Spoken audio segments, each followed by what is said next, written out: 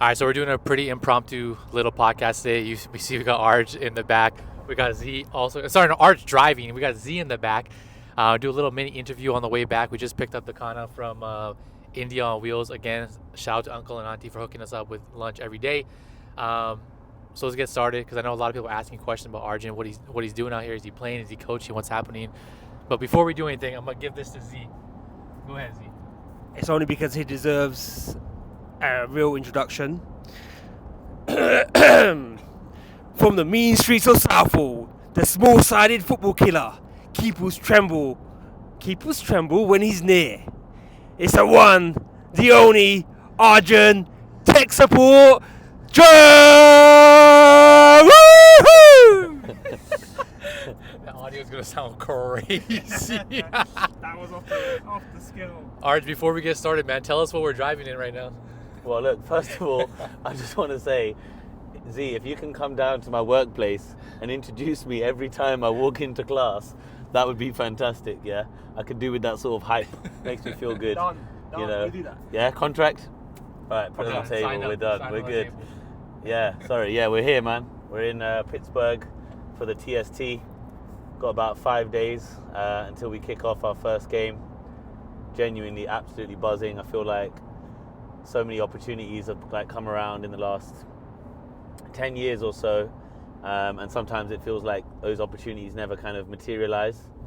They're talked about, they're hyped, you know, even things like entering tournaments coming around, things like that. And I feel like Brown Ballers have kind of gone full circle with this. You know, we talked about it. I mean, you guys probably even earlier than me. Yeah. But yeah, I was involved since kind of October, and here we are, 7 months later, 5 days to kick off, and prep's begun, you know. So yeah, really excited, man. So this was our number one pick, you know, the first person we introduced for the TST team, the one obviously everybody was excited about. We wanted to start off with a bang. So we announced Arj, and then some unfortunate, unlucky things happened. Can you walk us through the last 6 months, just with Baller League, everything that happened there, and how you got here, potentially not on the playing side, but on the coaching side now? Yeah. So let's rewind, probably about 3 months now. I was drafted into the Baller League. For those of you that don't know, it's basically a professional six-a-side league in the UK. They already have one in Germany, soon to have one in the USA as well. So yeah, I got drafted into that after a kind of trial process. I got selected for the team M7 about 3 months ago. Yeah, so prep started with that. I played the first game for them. Ended up becoming the captain after the first training session. So I captained them. We won our first game 3-2. Roll on to the second game, and I ended up tearing my ACL, completely rupturing my ACL on my right knee, after only soon coming back from my left knee ACL.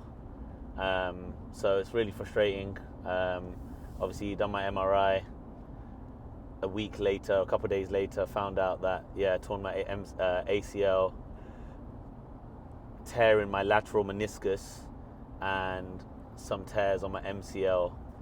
So yeah, it was a bit of a blow. Obviously, was really gutted considering I had the Baller League, I had the Mini World Cup? the mini football World Cup in Azerbaijan, which England just got knocked out of, and obviously I had the TST.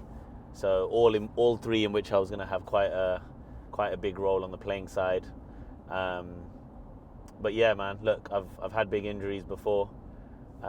It's not about kind of anything else other than keeping the mental strength strong, keeping the brain strong, and kind of reimagining the fact that I'm going to be playing again very soon, and I'm going to have to make sure the rehab's good.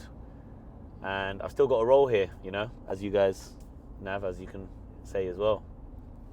Yeah, it's obviously, it was a blow when it first happened. When, you know, it's funny because we watched the first Baller League game, like we all watched that win, and everyone was tuning in for that one. And I know Z talked about it yesterday, which is when that text came across, like, Arj is down, and we were all kind of just like, obviously sad about it and stuff. But I think the biggest upside is that you were still able to come, right? You're still able to be here. Your presence is being felt on and off the pitch.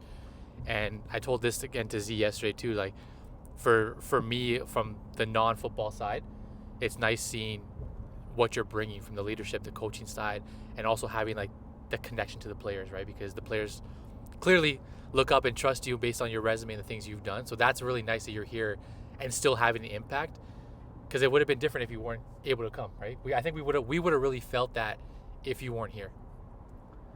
Yeah, I think for me, in terms of the injuries I've had, and this is why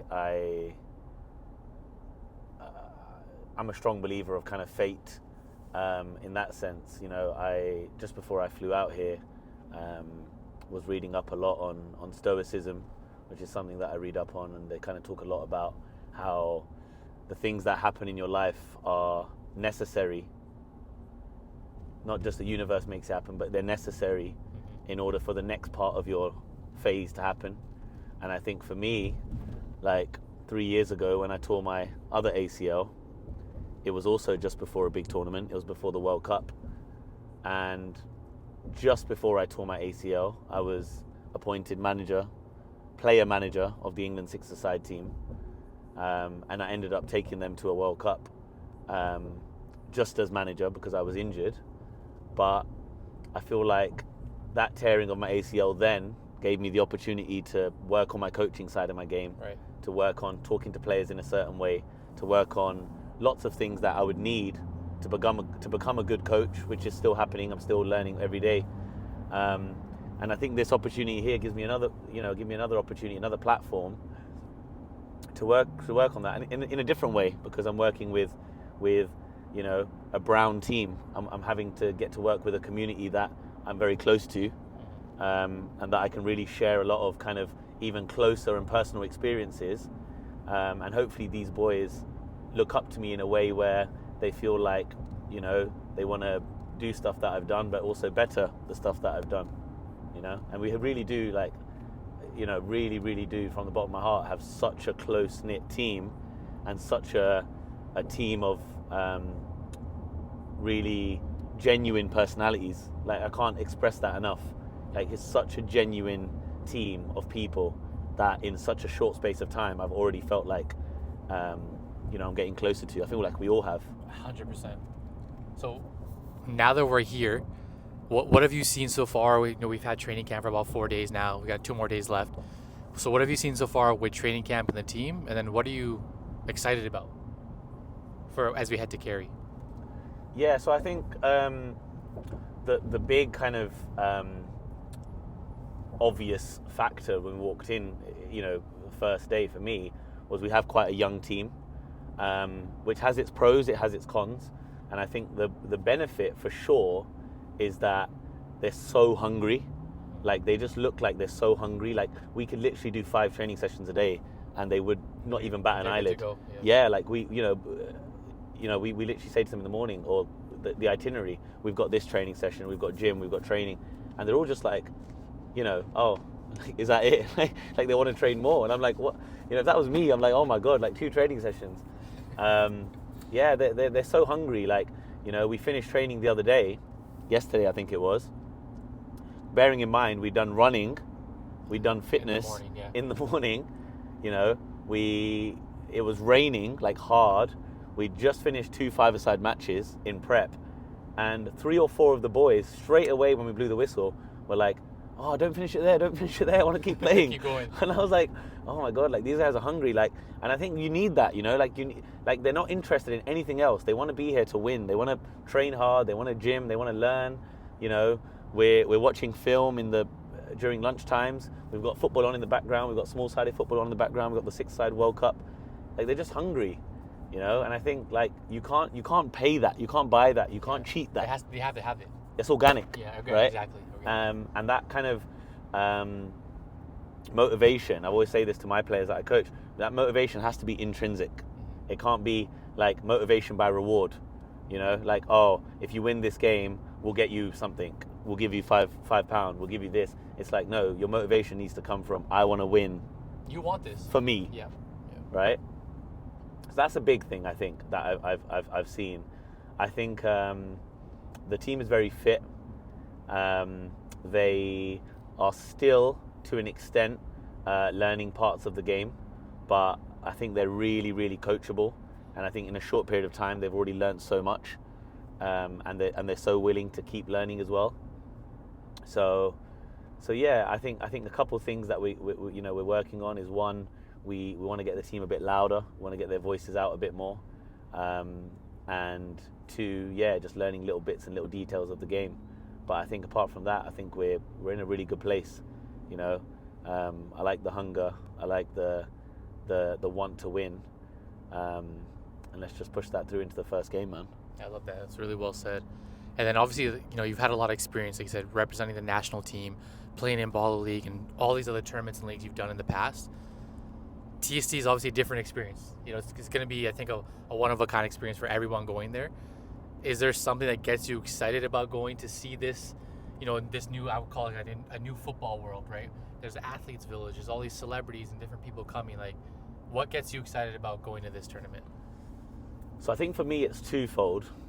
I think the first part is that there is a little bit of the nostalgia side of me where I'm going back to a city I'm going back to a state that I played in 10 years ago. Right. So there is the personal element to me, which is I'm going back there. It's gone a bit full circle. There'll probably be coaches there and people there that are watching that, I met at college or knew at college, and now going back there on a different kind of side of football, not the 11er side, but a smaller side football, after having kind of the last 10 years in the small-sided game. So I think for me that's really cool and exciting. Like, it could have been anywhere in America, but it happens to be in North Carolina. I think on the other side, I think it's really, really, for probably lack of a better word, emotional to see a team made up of brown athletes competing in the biggest, like, let's not lie, the biggest small-sided tournament in the world in terms of prize money, in terms of kind of opportunity, so that's quite an amazing thing, and like, Brown Ballers isn't even my thing that I've started, but it feels emotional that a group of brown athletes are able to play in such a tournament in football specifically, because rewind a long time ago and even a short time ago and that's not happening, right? It's not happening at all. Yeah. So it's really amazing. Like, it's a really amazing opportunity for these players, and for the idea that people watching it, younger Asians watching it are seeing that it's possible. Yeah, exactly. Because we didn't have that. We didn't have that growing up. I would never have stuck a channel on when I was younger and seen a group of brown athletes. Exactly. There's not a chance. Competing at a high level. Competing at that level. Yeah. Right? So to be honest with you, aside from the fact that the TST is going to be great and there's going to be fans watching, there's going to be great pitches, there's going to be a great atmosphere, athletes village, all these things, the big thing for me is the Asian element, genuinely. You touched on it. Can you just give a little context on the university experience? Because I know a lot of people may not know you actually came to America and played. Can you talk through that a little? Yeah. So when I was 17, I had a short spell at Tottenham Academy, and although I am an Arsenal fan, so we can cut that bit out. Yeah, so I was at Tottenham for a short while. I got released from Tottenham, and at that point my family were kind of a little bit, I guess on edge is probably the best word, because they were kind of thinking like, look, you've always wanted to be a footballer, and a team has just released you, you're 17 years old, what's going to happen, what's the next steps? We've never had anyone in our family kind of had that, what happens from here? And my family were very big on kind of having a backup, having a plan B, having an education, You know, they always wanted the best for me, and I think at that point, the opportunity to go to America was kind of getting bigger in England, in Europe in general. And so that opportunity came around. There was an opportunity for a showcase match. And I think it kind of ticked both boxes because it made my family happy that I was able to push for an education, get a degree. And it kept me happy because I was able to play football, still progress in football, still train every day, still live a life where I'm pushing a professional contract. So it kind of was just a bit of a no-brainer at the time. Ended up getting selected for the agency and all these things, and I ended up signing for a D2 college in Michigan called Northwood, and I was there for a year, and I wanted to play a higher level, and I did all right. I managed to get to a D1 college for the remaining 3 years in North Carolina called Gardner-Webb. So yeah, I really enjoyed the experience here. I mean, you know, it was a bit of a kind of life away from home, and yeah, I come back at about 23 years old, and I've been in the UK ever since. So you came back 19 and 23. You're pretty much in the States. I was 18 years old up to about 23 years old, 5 years. Yeah. When you went back to UK from the D1 school, what were the things that happened next for you? From then to now. In the football experience. Experience, yeah. So I signed with a team that was kind of full time. So I was on a kind of full time contract in non-league in England. So I was playing for a series of teams from, where were we, 2017, 2018 till about 2021, 2022. So I was just playing kind of non-league football as my full time, really. And then within those couple of years later, I ended up getting a kind of part-time job working in a school as a PE teacher and starting my own football coaching company. And in 2019, or just before 2019, I ended up signing for getting selected for the England six-a-side team and played my first World Cup in 2019 in Crete, in Greece, which was amazing. Was lucky enough to play in all the games there, and score in a couple games, and yeah, it was good. It was a really good experience, and I think that the size and scale of that tournament really opened my eyes to the small-sided game, more than anything I've done before that. And then since kind of 2018, 2019, the opportunities that small-sided football has given me and the platform it's given me is something that I'm like eternally grateful for. Like it's taken me around Europe, around the world for tournaments. It's helped me meet some of the people I grew up playing football with. It's helped me play with some of the people I've grew up playing football with. So yeah, it's been amazing, genuinely, and it's not finished. No, definitely not. You got a lot of games to come, a long way to go. I always tell people it's funny how far a ball can take you. Same with basketball, soccer. It doesn't matter. Like, it's just, if you look at the game, like you said, you've been all over the world. You met all these unique people, and your life's changed because of your ability to play with the ball, kick a ball. Yeah, essentially, right?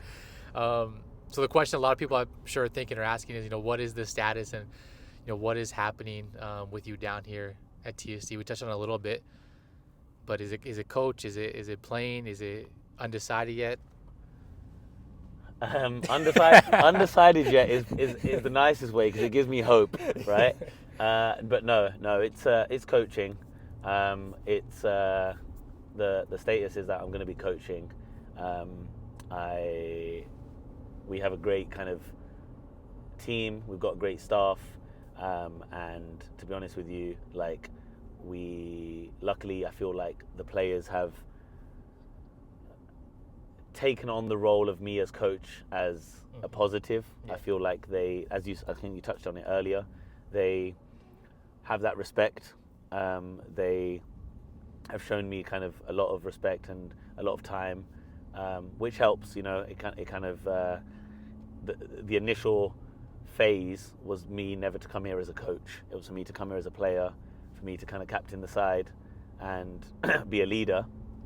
And I think it was hard for me because I had to kind of flip that switch in my head and tell myself that there's a new role and I have to just own this role, and I still have a big part to play in the success on the pitch. Exactly. And it's telling myself that. And I mean, you see it at training. How many times am I itching to kick a ball? You guys have I'm telling you guys my legs. If this guy could tape his leg, inject something, do anything he could to this knee to play, he would do it. But again, you said it at the start, it goes back to the mindset and mentality, right? You love the game, you're a competitor, you're passionate about it. All you want to do is play. And you just want to help the team in the cause because you see how big it is, right? But I also like how you just said it.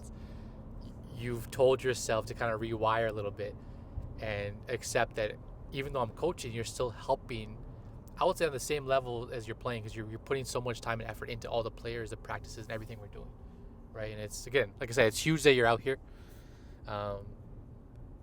It's been great actually meeting you. You're actually one of the funniest people on the team. Man. Likewise, no, that's real. likewise. Actually, I think you might be one of the funniest.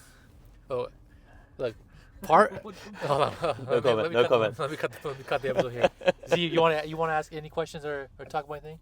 Yeah, I just want to add a bit of context because I was at the trial at Tottenham when you went, and I've known you since then. And what's impressed me, and you talk about mindset, but I've seen it, like how you've moved through different phases in life, but also with football as well. Yeah. What I wanted to ask you was, like, I think it's a key question as well. We're at TST, we're going to see a lot of 11-a-side players playing the small-sided, and you've had experience in both. How did you transition over to a small-sided game, and what is it possible? I guess, can an 11-a-side player easily fit into the game, or is it a completely game in terms of technical and just a game overall? So, I guess the answer is very complicated because it also depends on the player, right? You can take a Premier League player, 2 Premier League players, right? And both of them are just as good in the 11-a-side game, just as impactful, just as efficient. But in the small-sided game, they would have 2 completely different outputs and different impacts, right? Martin Odegaard and Harry Maguire, right? And I think, like, it's important to understand that they are not different games. They're not different parts of football. They are different sports altogether. And I think people really need to understand that they are different sports, right?